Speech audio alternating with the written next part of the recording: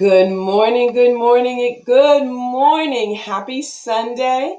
If you are tuning in here, you are getting ready for another episode of Weightless in Mind, Body, and Spirit with yours truly, Dr. Carol Penn. I'm going to go over here. We're going to do our countdown, and we're going to see who's going to join us this morning.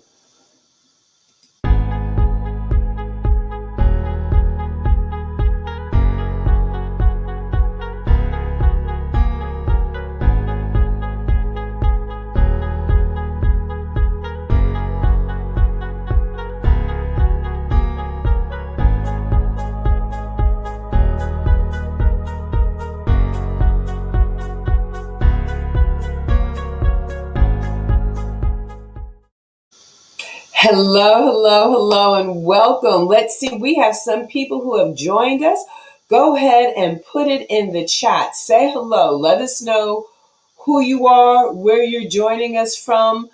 And again, I just want to welcome you to Weightless in Mind, Body, and Spirit with yours truly, your host, Dr. Carol Penn, triply board certified in family medicine, osteopathic manipulative medicine, and obesity medicine. I am also your master movement meditation and mindset coach, 3-time best-selling author. I'm so thrilled with my book, Baby Meditation in a Time of Madness, a guidebook for talented tweens, teens, their parents and guardians who need to thrive. And of course, my 90-day journal, also called Meditation in a Time of Madness, living, learning, and leading. And these are tools that I was blessed that came through me to serve you. So you would have what? Resiliency. So you would have what?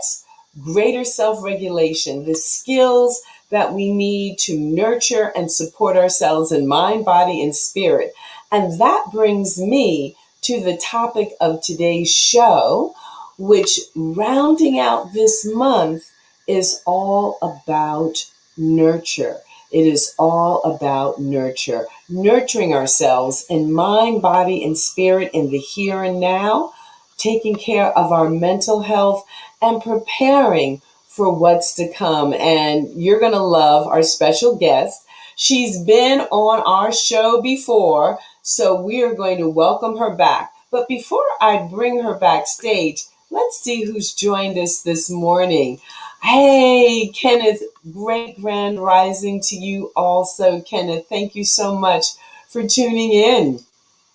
Hey, Linda, good morning. Hashtag Meditation Nation. That's right. Drop that hashtag Meditation Nation right on in there. So glad to see you this morning. Good morning and welcome, Christine. Go ahead and drop that hashtag Meditation Nation in there because that helps people to find us when we use our hashtags. And we don't want to be the best kept secret anymore. That's for sure. Good afternoon. Good afternoon. Well, it's afternoon someplace. It's afternoon over in Tokyo with the Olympics have gotten started this weekend. And wasn't Naomi Osaka lighting the torch? Fabulous, in case you missed it. Good morning, Marianne. Living, learning, leading, and blessed to be another year older and wiser as of 7/21. Happy, woo-hoo, happy birthday, Marianne. Victoria, good morning. Good morning from Wilmington, Delaware. Go ahead and drop your hashtag Meditation Nation in the chat. Help people find us. Good morning, Tanya, and welcome. Hashtag Meditation Nation for you too. Good morning and welcome, Linda. Yes, indeed. So glad to see you up bright and early on this. It's kind of a bit of a cloudy morning here in New Jersey. Well, I'm going to bring our special guest on so you can see her beautiful countenance as I share her accolades. I always like to bring my guests on and then share their bios because I just love just feeling their energetic imprint and watching their reaction as they kind of absorb their own magnificence. So let's bring her on. Yes, good morning and welcome back. Good Hi, morning. We everyone. have Rebecca Sherwolf, who is a licensed holistic mental health therapist and energy healer practicing in Connecticut and New York states. She has been in the psychology field since 1990 and has been studying energy healing, quantum physics, neurobiology, and cardiobiology since 2002. By combining these fields of study with training and certifications in multiple therapeutic disciplines such as CBT, DBT, and EMDR, and we're going to let her talk about each of those acronyms in case people are unfamiliar. Rebecca brings a unique perspective to her work in assisting her clients through their own healing process. In her spare time, she enjoys the arts, singing, reading, hiking, meditation, photography, and other hobbies. Welcome, welcome back, Rebecca. Happy Sunday to you. Thank you. Thank you for having me back. It's always so wonderful to be here on these Sunday mornings. Oh, wonderful. We've got, oh my goodness, we've got Texas in the house with our good friend Floor who's joined us. Hashtag Meditation Nation to you, Floor, and happy Sunday as well. All right, so let's just get on into it. So I mentioned those acronyms CBT, DBT, EMDR. So these are amongst the therapeutic disciplines that you have certifications in where you help your clients and patients heal in mind, body, and spirit. Let's break those down because maybe everyone is not familiar with these acronyms. And I think this is information that people will need to going forward.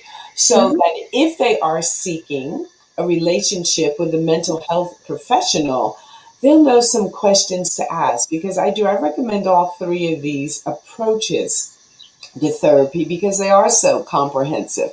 So go ahead, let's start with CBT. What is CBT? So CBT is cognitive behavior therapy, and basically it is how the mind and your behaviors interact, how your thoughts influence how you behave. And so with CBT therapy, we're looking at the thoughts, reframing them so that your behaviors can change and shift towards a healthier lifestyle. Wonderful. What about DBT? So, dialectical behavior therapy is the relationship between your mind and your body and your behavior. So, if you have negative thoughts, neurochemicals come flying down out of your brain and influence all of your internal organs and structures. And that in turn kind of influences your mood. So then the mood becomes, if you're eating junk food, you're eating a lot of sugar and processed foods, your body's going to go, oh, no. And you're going to feel depressed and you're going to feel anxious and you're not going to feel at your best and you're going to feel unmotivated. So DBT kind of helps with the mental, emotional component of your lifestyle. Wonderful. And then EMDR. Oh, EMDR. I love EMDR. EMDR is one of the newer therapies in the field, but it's also one of the most profound. It's eye movement desensitization and reprocessing. So again, that's eye movement desensitization and reprocessing. Basically, this is the conversation again between mind and body. So a lot of this is mind body oriented, but this one is different because what they have discovered is that you process your emotions with your ocular muscles. Okay. And there's this bilateral stimulation. So you have the two sides of the brain.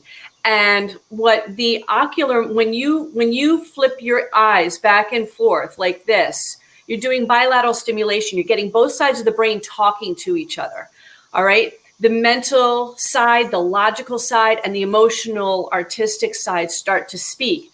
With trauma, basically, the logical side has its framework of story, and the emotional side has its framework of story. And they tend to be at odds with each other. So this is like with flashbacks. So if you Say you got mugged in a grocery store, okay? Then your mind is going to say, logically, this grocery store 10 years later is safe. But your body is saying, oh, no, no, no, no, there's danger there. We're not going in. We're not going in. You have panic attacks. EMDR resolves the two and kind of and brings those two things together so that you can recognize, yes, that happened to me, but that's not happening now. Beautiful. And as we're going forward, we've all been traumatized with what's going on around us the last 16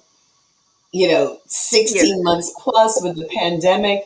And many people now are starting to say that they find this kind of interim period. Are we in? Are we out? What are we moving toward? Something that's very, very difficult to process. But hold that thought. We're going to get into all of that for sure. But tell me, how is it that you decided? What is your story? I know our audience always likes to know, well, how did you get to be Rebecca Sherwolf, the therapist? I didn't have a choice. When I was a young girl, I grew up with a teacher. And so I was like, oh, I guess I'm going to be a teacher. And this is where the cultural conditionings come in. I saw a teacher, I saw a viable career. I saw, okay, let's do that. And then in high school, I took a psychology class and went, and that was it. I was enamored with psychology. Went and got my BA in psychology, got my first job out of college in psychology, and then I got burnt out because they didn't teach about self-care. They just taught about how to do the work. And I was working with 4 to 6 year olds who were abused. And then I worked with teenagers who had traumatic brain injuries. And there were a lot of great things about it, but there's a lot of stress. And I was not taught how to handle my stress. So I got burnt out. So I decided, well, I'm going to try and be a receptionist. I found out I'm not really good with paperwork details. And I learned a lot and it's helped me. But then I had to go back into the psychology field. I then tried to move out of the psychology field and become a massage therapist. I thought, oh, yeah, I could do that. No, not going to happen. My back decided that, no, you're not going to be able to do that. And then I tried to be an OT, an occupational therapist, and that didn't work out either. So then I reverted back to psychology, and I happened to find this fantastic program at Salve Regina University in Newport, Rhode Island. I got my master's in holistic mental health counseling. That is literally what my degree is. And there they really went into what's my stuff. How do I work with me? And how do I be just as embedded in the process of healing as the client without going to that transference, countertransference? That's where I really learned the coping skills. That's where I learned the nurturing skills that is going to help sustain me. And then I figured, well, I just went into the field, became a therapist at an agency. And from there realized every single person coming through had trauma. Every single person had trauma in their background, little traumas, big traumas, but all of it is big for them. So I was like, well, I need to learn about trauma. And so now that has led me into all of the energetic healing. It has led me into the EMDR world. So yeah, that's how I got into it. Oh, beautiful, beautiful. Tell us a little bit more about the energetic healing. I think that our viewers would be interested in that because one of the things that I love about getting to know you is how comprehensive your training is in your background and therefore your approach. So yes, psychology, that's that's the baseline. That's the traditional Western approach. That's what insurance companies will pay for. Yes, that's what insurance companies will pay for, and that's what you're degreed in and licensed in. But let's talk about these energetic approaches that you also bring in additional to these areas of certification and the CBT, DBT, and EMDR. So in 2002, I was a stay-at-home mom, and I had 2 little ones running around, and my vocal cords decided not to work at all. I went to at least 3 ENTs. I had scopes put down. Everybody said, no, everything looks good. There's no inflammation. Your vocal cords are put together. I went for speech therapy to try and regain some of nothing worked. And I was getting really frustrated because it's hard to parent 2 toddlers with no voice. They need your voice. So my mom brought me to a wonderful healer, Winter. And in that first Reiki session, I just released so much. It was this huge release. Winter spent at least 2 hours with me, just working through all of the energy that was coming up, all of this pent up energy, all of that old stuff that I was not able to get rid of came out. I then, after that, she took me on as a student, and I learned Reiki from her. I learned meditation. I learned mindfulness from her. And my voice came back, and I'm back to singing, my full singing self. Oh, which is beautiful. Now, I know Winter, and yes, Winter has made her transition. What a wonderful, wonderful practitioner, and she brought so much through her particular skill set. Reiki, which is spelled Reiki, might not be familiar to all of our viewership. So I too practice Reiki. I'm a Reiki master. I think that's something else that we have in common. Yep. So tell people, what is Reiki? Reiki, oh wait, we all have Reiki. Reiki is basically universal life energy, universal life force. We all have Reiki. So if you take your hands and you rub them together real fast, okay, and then pull them apart and see if you can feel the energy pulse between them. Sorry. I know StreamYard is just... It's opposite. Okay. Yes. But if you can feel the energy, if you do this and then feel the energy pulsing between your hands, that is Reiki energy. And everybody has it. And in Tai Chi, they do this wonderful thing where you have the ball, you picture a ball of energy between your hands. Okay? That is the healing energy we all have. Being trained in Reiki means I go from having the stream, which everybody has.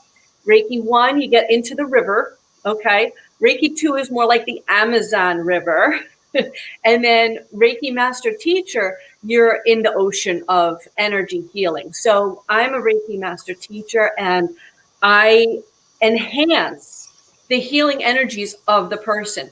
I don't heal people. The energy flows through me to the other person, and their energy system gets activated, and their energy system kicks in. And that's where healing is. Now, what I do is I do have a unique practice in that some clients, I will do the mental health counseling and I will do the energy healing on them together. It's called a combo session. And they have to be at a certain level of healing. It's not like I start them off right as they come through the door. They have to get to a certain level of healing before I'm willing to do that, because of the energetic boundaries that happen and the clinical ethical boundaries. But those clients that get to that point, their healing takes off. It's like going from a pony to a racehorse. And their energetic healing becomes very profound, and it ripples out into their world. So their family members, their friends, their co-workers all get influenced by their own healing. So this is that ripple effect that Reiki can have with whole systems. Oh, no, it is fabulous. And just for our viewers, I want to point out, so Ki, Ki, which is the Japanese spelling of Chi, Chi, or Qi from the Chinese. And, that is the word that means energy. So the Ray is the universal life force. In Qigong, that's the energy practice. And so that, making that energy ball is often a part of that. And the same thing with Tai Chi, so we're putting together words that mean, universal life force. energy practice. And it's something, energy can neither be created nor destroyed. And so it's something that's present in all things, whether we think of them as alive or not. There is a force that's there that makes it a thing, a thing that makes a human, same thing, a thing that makes a rock a rock. Mm-hmm. So that life force, and Mm-hmm. to be tuned into that Mm-hmm. is it's a powerful, powerful gift as both a human being, and certainly if you are serving in any capacity in life, it's just wonderful to be able to tap into that and to become aware of it. And the first step on the journey is the awareness, because you have it. You're Yes. not going to be able to create it or destroy it. You can't get more, you can't get less. It Right. just is. It's fundamental Mm-hmm. to life. Mm-hmm. So thank you for those beautiful explanations. I love Um, the imagery that you used of the river, the Amazon River, and then the ocean. That was great. mm-hmm. That was absolutely great. Well, Yeah. I would love to get into what it is that we really want to talk about, which is right now. I don't know about you, but people are struggling with being in this great place of uncertainty with what's going on. And I would love to hear from you. What are some of the framework around which you are working with people right now? Mm-hmm. And what are some of the ways that you are supporting people Mm-hmm. getting through this period? So, one of the most important things that we have to recognize is that we are right now experiencing a jump in the evolutionary process. That's what pandemics are. They are jumps in evolutionary processes, and we have to increase our adaptability to be able to maneuver into a new lifestyle, okay, because of this pandemic. And so, I hear people talking about being post pandemic. We're not post pandemic. We are learning to live with this virus. We are learning how to cope with this virus. The vaccines are a part of the coping. With as far as people, my clients, myself, especially, I always start with myself. That was one of the things that I learned in grad school is the therapist is only as effective as he or she is living effectively.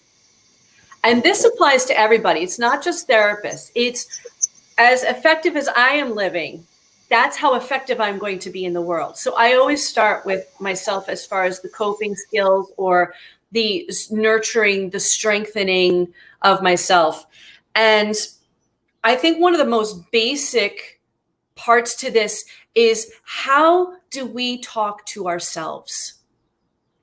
How are we talking to ourselves? And again, how we talk to ourselves influences our neurobiology, which then floods down into our bodies and creates a lot of what we feel, or the emotions, or the mood. So, are you talking to yourself with kindness and compassion? Would you talk to your best friend or your favorite family member as you talk to yourself? If the answer is yes, great, you're on your way. If the answer is no, I'm really hypercritical of myself, I can't get out of my own way, I'm always stopping myself. A lot of the self-sabotage is really about how are people speaking to themselves. So the ways that I hear and I ask people to change is in, like, these are the basics. I'm just going to give you basics because it can go in all sorts of different directions. The minimizing degrading language. Okay, that word just, all right, I hear especially a lot of women who are trying to make their point but don't want to come across as being too aggressive or too da da da. They will use just. Well, I just want to point out, all right, that's, oh, can I please? It's almost an asking of permission. Instead of saying, I would like to point out, whatever your point is.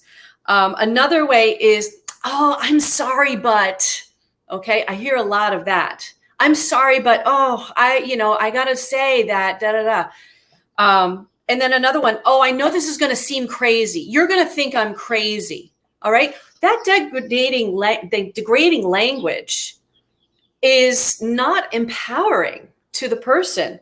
Another one is, oh, I know this is going to sound stupid, but all right, you're already putting it down. And so I'm already going to be like, well, why are you putting it down if you're going to say it? So understanding how are you speaking to yourself and to others. That's one of the it's the first principle in Don Miguel Ruiz's book, The Four Agreements. Agreement number one is speak with impeccability and integrity. And it's not just speaking to others, it's speaking to yourself. Are you speaking your truth with a sense of empowerment? So I really try to help people reframe how are they saying things. Another way that people use disempowering language is to say, when they're talking about their own experiences, if they have a bad dream, well, when you have a bad dream and you really are struggling to wake up and you're really trying hard to, and I have to say, no, I didn't have the bad dream. You had the bad dream. Own it and own your process through it. That's empowering language too. So that's that's a big part of it, as far as the coping skills. I love that. And, often there's this inner mean girl or this inner mean guy that's just sitting there that's telling you diminish, diminish, diminish. And that is so not useful as we walk in the world. We need some foot soldiers that have agency and strength, integrity, authenticity for being the change we want to see in the world. That leadership, I believe, is not going to come from the top down anymore. No. It's an inside job. It's absolutely. An inside job. One of the best questions that everybody can ask themselves is this for my best and highest good at this time? Okay, and I say at this time because what's for your best and good right now is not going to be the same as tomorrow or a month from now or a year from now or 10 years from now. So at this time, with the information that I have, is this for my best and highest good? And that helps with that sense of choice, which also is empowering because then you have agency. If you know you have choice, then you can make that choice. And even if you make a quote unquote bad choice, you're still making a choice. You're still empowered. Okay? Because then you can change it if you wish. If you don't want to, if you want to have like a whole bag of potato chips for dinner, go right ahead. Okay? But no, you're going to have consequences for that. Absolutely. You're talking about really cultivating consciousness. Developing consciousness, ownership, respect, responsibility for the self. And I love that question. Somebody should put that question in the chat. Is this for my best and highest good at this time? Yeah. Is this for my best and highest good at this time? So you talked about, right here in the here and now, cultivating a language that elevates the self versus distances or degrades the self. So elevation versus degradation. Yes. What are some of the things that we can look to do to prepare ourselves for what's coming? Because as you said, it's not post-pandemic. We are very much in the pandemic. This morning, the rates here, so we represent states where the COVID infections are rising. New Jersey, New York, Connecticut, and I bet if we throw in Delaware and Pennsylvania, same thing.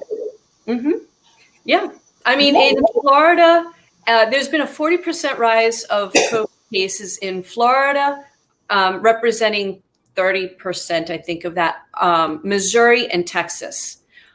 And so, we're seeing a clash, because it really is like the vaccine is a buffer, but it's not the end all be all. We can still have COVID. It's just a buffer, and we can still spread it. So we have to be very conscious of that. Now, a lot of people are not wearing the masks now because they're so comfortable with, oh, I got the vaccine, and that's fine. That's all well and good.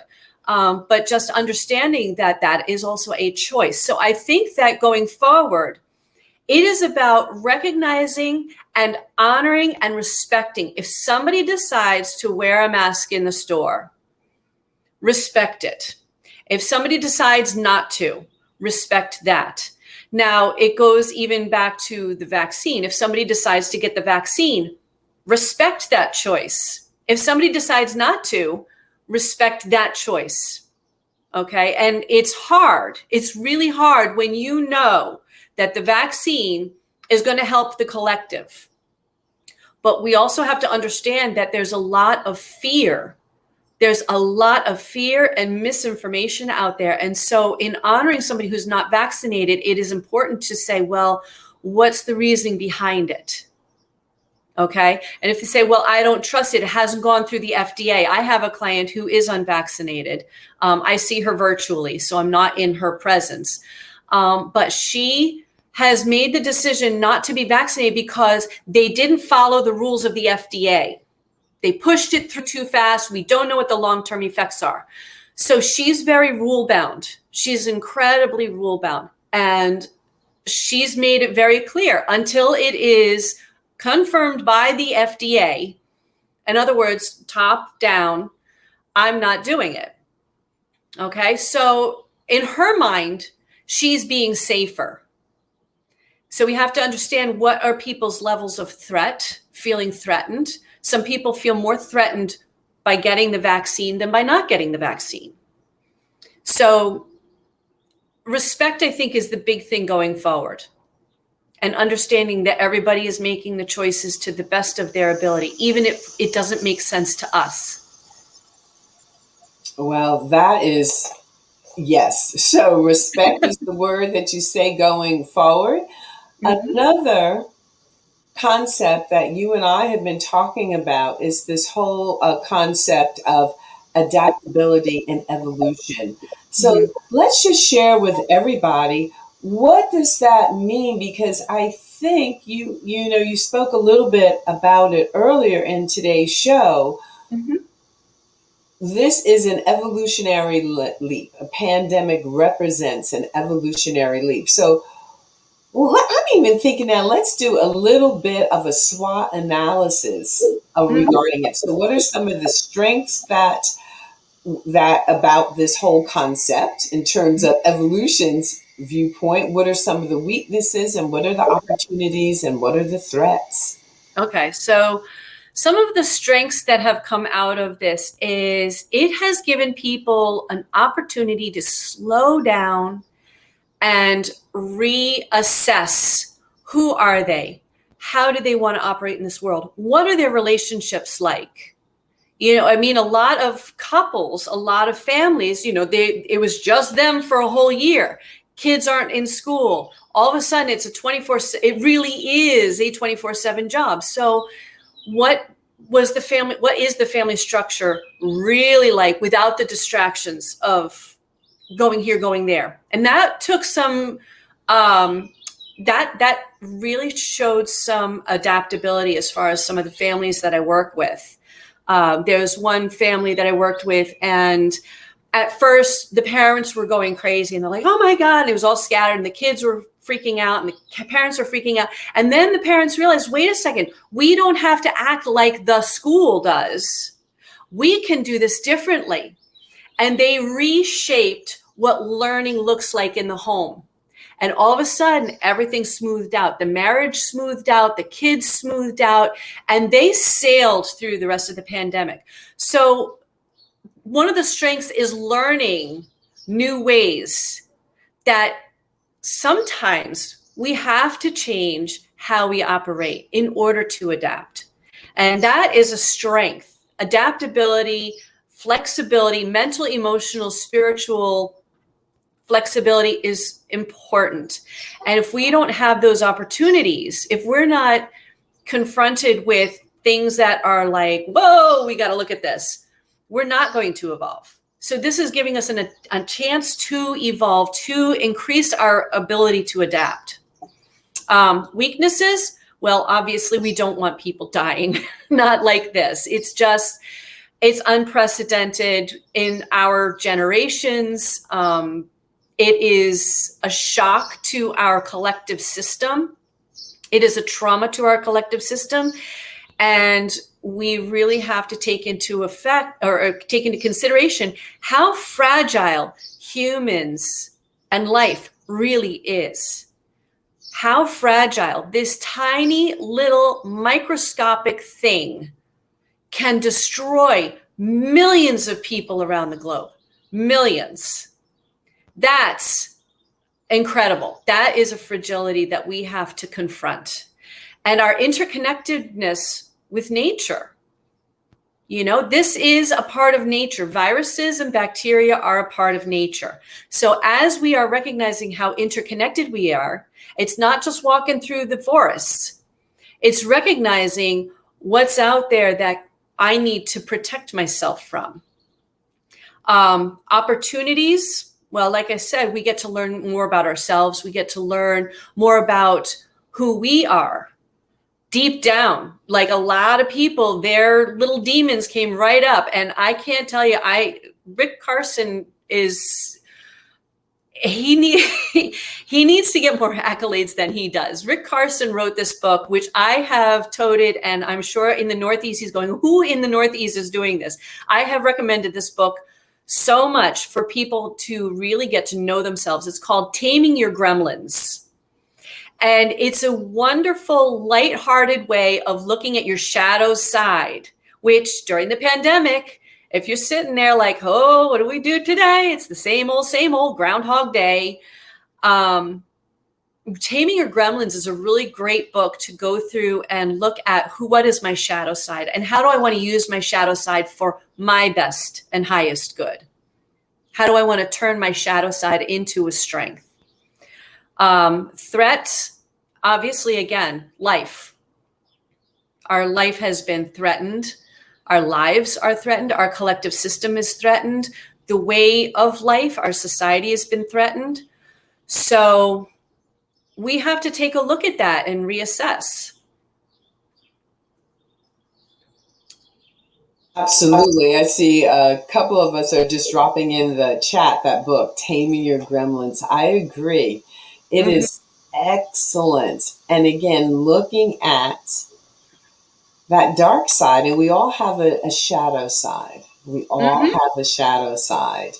Yes, Debbie Ford has also written a book, The Dark Side of the Light Chasers. Yeah. She also wrote another book, which I have right here, The Right Questions. Yes.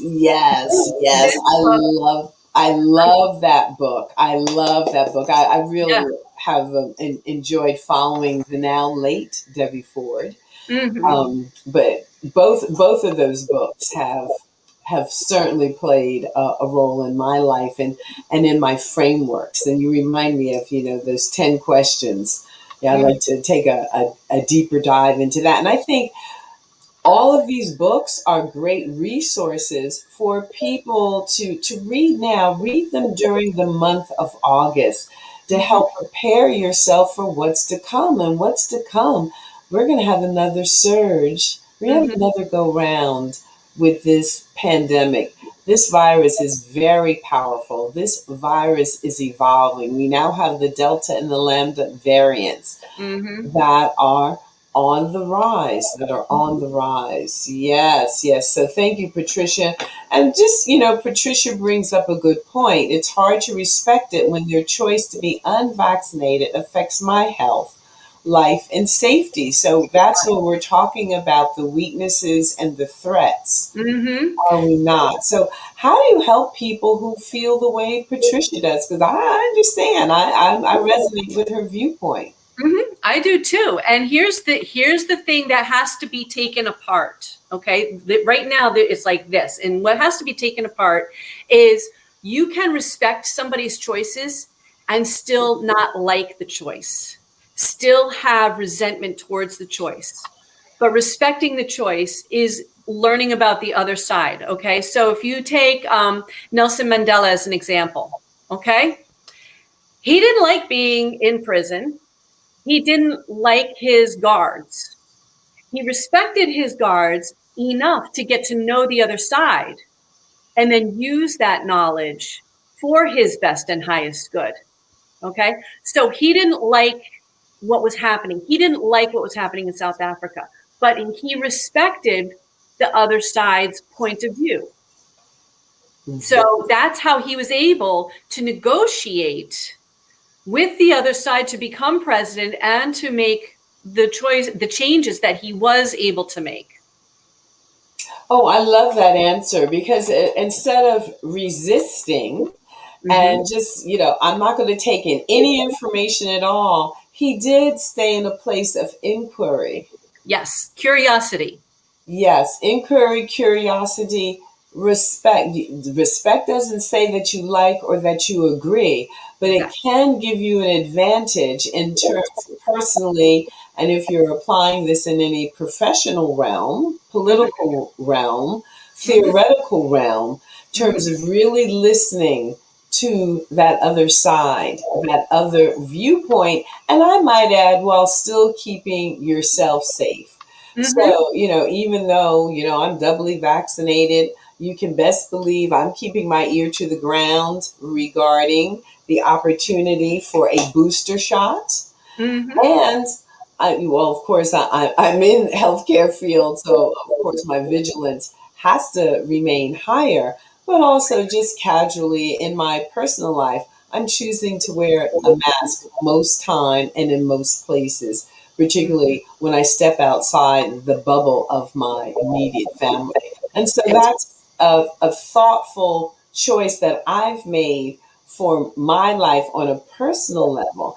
And on a professional level, well, still, when you're coming into a healthcare facility, you better keep on a mask, because you're walking into potentially many infectious situations that have nothing to do with COVID, but are exacerbated by the existence of COVID.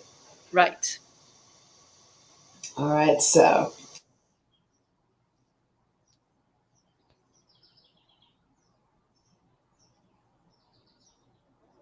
Oh.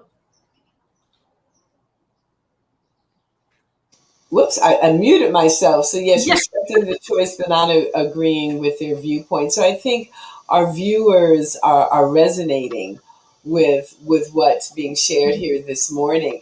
So now, Ms. Rebecca, as we were talking earlier, I cannot wait for your book to come out. I'm expecting it to come out within the next year to 18 months. Okay, let's make it 18 months because I am in the process of helping my mom move, and I am moving myself. So it's a lot, and I need time to I have to focus in on my physical realm of existence, and then I can get back into the writing of the book. But the book is being written up here right now. It's like my mental fingers are typing like crazy. It just has not translated into, a manuscript per se. But I will say that it is going to be about how to nurture yourself and cope, and all that we're talking about today. This is the premise of what I would like to write about, as far as how to adapt, because I think that this is a long-term thing that we're going to have to really recognize and realize. And especially the younger generations that have, this is throwing them for such a huge loop, that something like that would be beneficial. So that is what is in the works up here. It will get into a book form, because I have Dr. Carol, and I have my friend Dr. Sherry, and I have my friend Joshua, and I have my other coach, Mary Ellen, on my case about it. So absolutely. And I would love to just show you some easy ways to go about it, because your viewpoint, coupled with your philosophy, your education, your background, the world needs to know and hear from you now. You know, we're being called together in a time, a reason, and a season. Yeah, And this is the season. this And I is. don't want anybody who's being called forward in this season to make, because you know you can miss your season. Yeah. Yes. Yep. We don't want any more missed seasons because too much is at stake at Hmm. this time. Hmm. So how can people get in touch with you? If people want to reach out, get in touch with you, if they want to encourage you, how do we I best could do that? use I could use encouragement memes. So I have an email, rsholistic@gmail.com. So that is my email. That's probably the best way to get in touch with me. I'm pretty vigilant about my emails because of clients. rsholistic@gmail.com.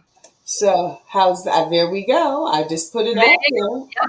The other way is through my website, which is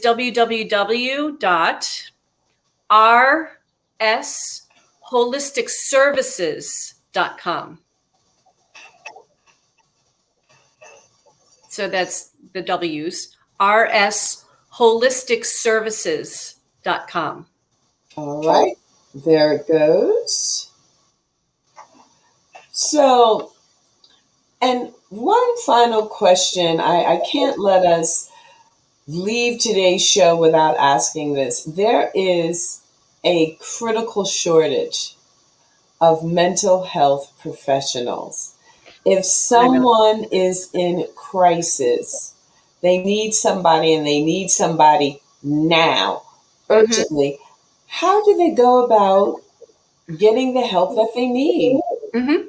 So here's another wonderful opportunity that has been offered from the pandemic is the accessibility and acceptance of telemental health. So before, people would have to be in the office, okay? That is not happening anymore. So you now have a whole entire state that you can investigate for finding a mental health counselor through telemental health. You find out who has been certified. Make sure that they're certified in telemental health. I have been certified in telemental health. I took I think it was like a 12 or 20 hour course on it to learn all the ins and outs, the ethical implications, how, what happens when there's a technical glitch, etc. Get somebody who's certified in telemental health, but that opens you up to the whole entire state. Also, I know that in New York, at least, and I think Connecticut did this too. I'm not sure about New Jersey, to be honest, or any other states, but check with your state because a lot of states set up hotlines, mental health hotlines, and there are clinicians who are 24/7 on there.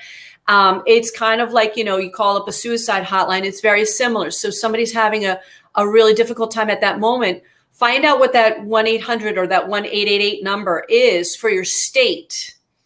The other thing that has come around is there are several online agencies, I'm going to call them, where you can go, like betterhelp.com. Okay, you can sign up and they generally have therapists available who are only doing telemental health. And I think that sometimes they'll go through insurance, but if you don't have insurance and you still need help, I do think that they have a great sliding scale. So those are some of the ways that people can find their own mental health counselors. Psychologytoday.com is a phenomenal resource. So psychologytoday.com is like where a lot of therapists put their bio in, and you can see what their credentials are, and you can see what insurance companies they accept. You can see what is their forte. So if you go on mine, you're going to see I'm primarily a trauma therapist. Who I work with, what populations, what insurance companies I take. Do I do a sliding scale fee if somebody wants to pay privately? So you can find all of that. Yeah, so the answer, Patricia, is yes. What you want to do is you want to go to New Jersey and say that you're looking for Mm-hmm. telehealth, telemedicine, Right. mental health providers in the state of New Jersey, and that information will populate. So Mm-hmm. yes, and I do think that I know there's whole back and forth with the regulations between Mm-hmm. the third party payers and Mm-hmm. people that are offering telemedicine, Right. telehealth, telemental health. And I think it's at the regulatory and policy level, it's going to have to get worked out because it's here to stay. Mm-hmm. It Well, is here to stay. I do know that the American Counseling Association has been working hard to make it so that once somebody is licensed, they're licensed nationally. It doesn't have to be state by state. Right now, if you want mental health counseling, it has to be somebody who is licensed in your state. So, for example, I'm licensed in New York and Connecticut. Right now, I can't see somebody from New Jersey because I'm not licensed in New Jersey. Okay. I am starting to get licensed in Pennsylvania because I have a client who is going to college here and she's transferring to another place. So I'm getting licensed in that state as we speak so that we can continue our relationship, because ethically it does not feel right for me to cut her off just because she's moving to a different state. So I am willing to do that for this client and, for others. So now I've expanded to 3 states that I can see people in via telemental health because I'm licensed there. But if I'm going to see somebody, like if I want to see somebody in person to person, they have to come to New York. They have to come to my office in New York.